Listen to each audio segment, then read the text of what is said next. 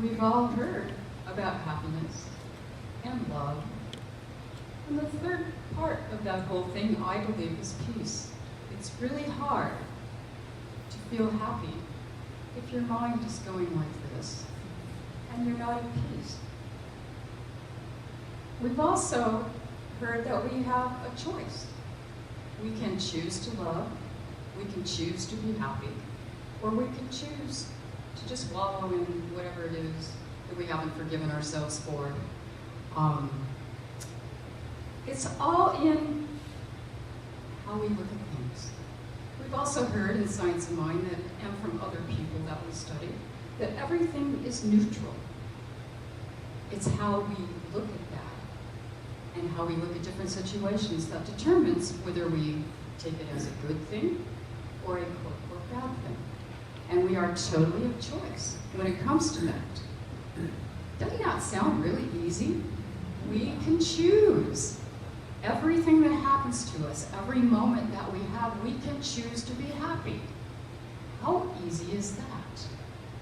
And if it's true, and we know that it is, because we know this works, why aren't we happy all the time?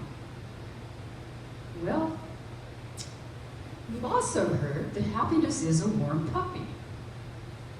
Well, I don't happen to have a puppy, so for me, that doesn't really work. But as Susan explained, it's so much more. It could be a simple sunset. It could be a sunrise. It could be the cry of a newborn baby. It could be a special memory. It's whatever strikes that feeling deep in your heart, because happiness is a feeling. It's the feeling that gets evoked from a warm puppy, or that sunset, or that sunrise. It's all about the feeling, the warm glow, the deep sense of connectedness, and the simple knowing that God is all there is. And God is right here, right where I am. He's right where you are. He is in, around, and through each and every one of us. It is the peace of God. Ernest Holmes in Science of Mind defines peace as a state of inner calm, a state so complete that nothing can disturb it.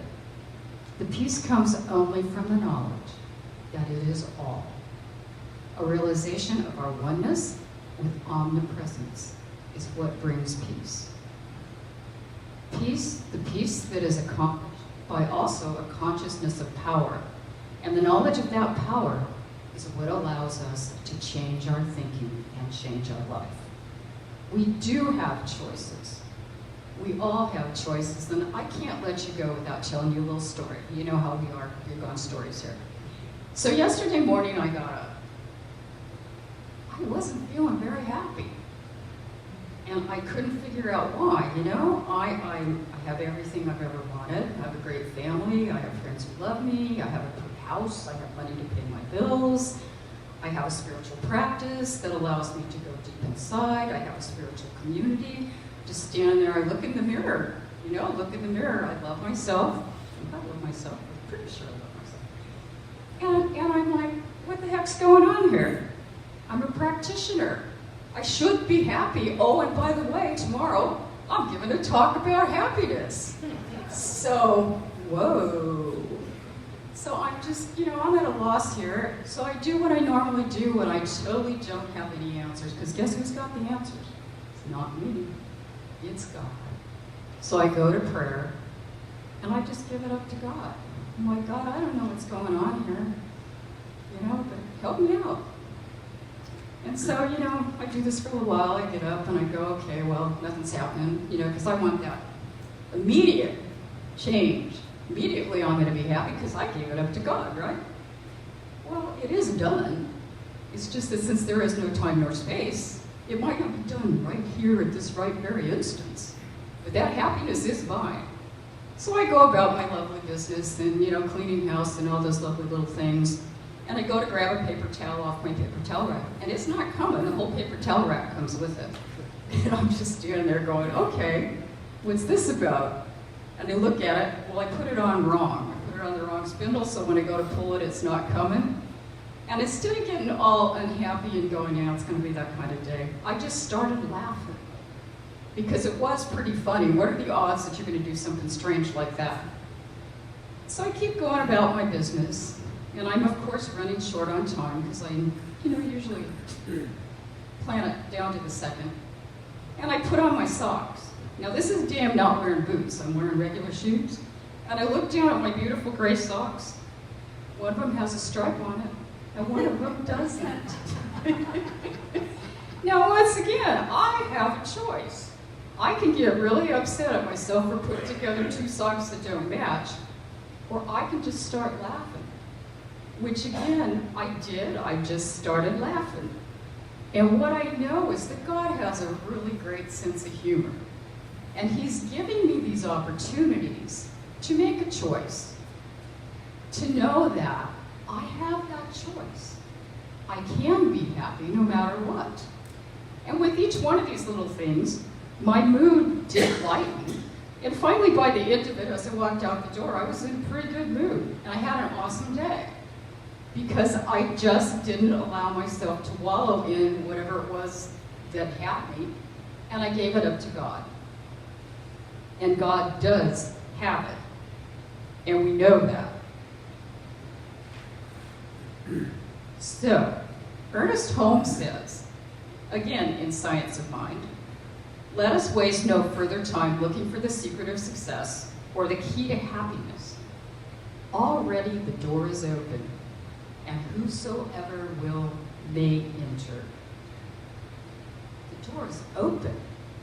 All we have to do is enter. And why is that so hard? How do we do that? Well, we do that through our spiritual practices. And that looks different for each and every one of us. It could be as simple as looking in the mirror and saying, I love you, because we know it is all about love, and there is only love. And as Joy pointed out, once you love yourself, that love just goes out to everybody, even the whole world. And that's what changes the world. It could also be meditation. It could be readings, classes, visits to practitioners, a combination of all those things, or something entirely different.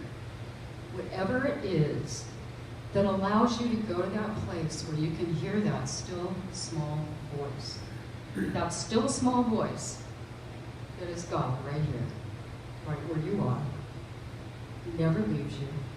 He's always with you, no matter what, because we are all beloved children of God, and whom He is well pleased.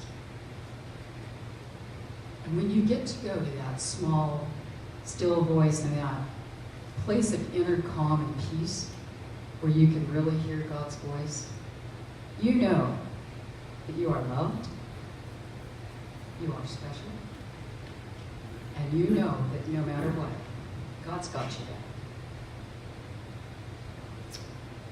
And it really is that easy. All you have to do is give it up to God.